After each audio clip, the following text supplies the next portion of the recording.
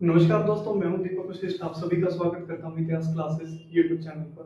दोस्तों, हमने अपनी पिछली वीडियोस में कुछ एक शब्दावलियों की बात की थी। उसी शब्दावलियों के क्रम को आगे बढ़ाएंगे और अपने सिलेबस को आगे कंटिन्यू करेंगे। हमारे सिलेबस के अकॉर्डिंग अगली शब्दावली रहने वाली है पोलिगर। यह विजयनगर साम्राज्य से जुड़ी हुई एक शब्दावली है।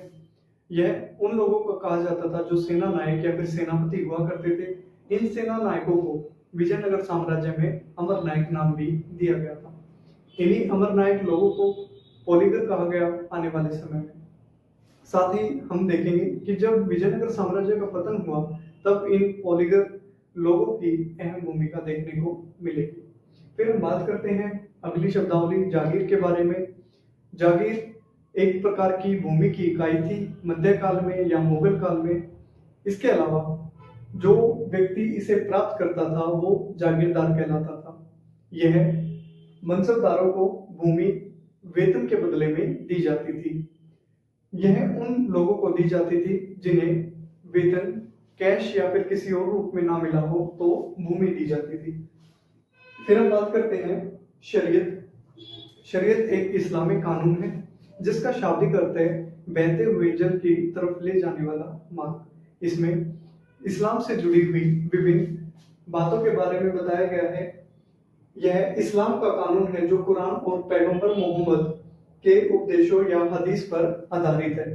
फिर हम देखते हैं यह मुसलमानों के लिए एक जीवन पद्धति है और इस जीवन पद्धति में क्या बताया गया है, मुसलमानों के दायित्व बताए गए हैं, उनके मार्गदर्शन बताए गए हैं और अन्य बातों का जिक्र किया गया है। फिर हम बात करते हैं दस्तूर की। दस्तूर एक प्रकार का अनुबंध होता था कृषक और शासक के बीच में। इसमें कर के बारे में बताया जाता था और कृषि से जुड़ी हुई अन्य जानकारियां भी दी जाती थी। अगली जो हमारी शब्दावली रहने वाली है वो है मनसब। मुगल कालीन प्रशासनिक व्यवस्था की मुख्य विशेषता मनसब थी। मनसब का अर्थ पद, स्थान या ओहदा होता है। इसके अलावा मनसबदार उन लोगों को कहा जाता था जिन्हें मनसब दी जाती थी। यह दशमलव प्रणाली पर आधारित होती थी। इसके अलावा आईन अकबरी में 66 बार या फिर 66 मनसबों का जिक्र किया गया है, लेकिन अबुल फजल द्वारा केवल और केवल 33 मनसबों का जिक्र किया गया है।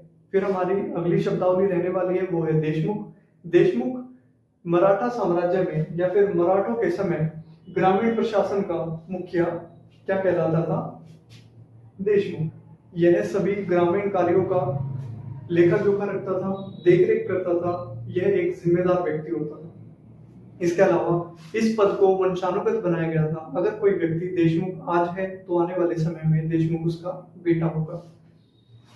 सारे रिकॉर्ड अपने पास रखने का काम करता था और कर एकत्र करने की जिम्मेदारी भी किसकी होती थी, देशमुख की। हमारी जो अगली शब्दावली रहने वाली है वो है नाडू। यह चोल साम्राज्य से जुड़ी हुई इकाई है। इसमें कई गांवों के समूह को नाडू कहा जाता था। यह ग्राम से ऊपर प्रशासनिक इकाई मानी जाती थी। इसके अलावा गांव को क्या कहते थे, गांव को उर बोला जाता था और हमारी अगली शब्दावली भी क्या है, उर। चोल साम्राज्य में प्रशासन की सबसे छोटी इकाई जो है वो उर होती थी, जिसे हम गांव कह सकते हैं।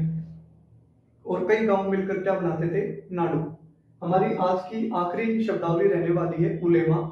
उलेमा इस्लामिक धर्म गुरु को उलेमा कहा जाता था। वह धार्मिक शिक्षा देता था और धर्म को आगे बढ़ाने का उपाय या फिर किसी भी तरह की बातें जो धर्म से जुड़ी हुई है इस्लाम से, वो कौन बताता था, उलेमा बताते थे। तो दोस्तों, मिलते हैं अगली वीडियो में। तब तक के लिए नमस्कार। आप हमारे चैनल को ज्यादा से ज्यादा सब्सक्राइब कीजिए, वीडियो को लाइक कीजिए और शेयर कीजिए।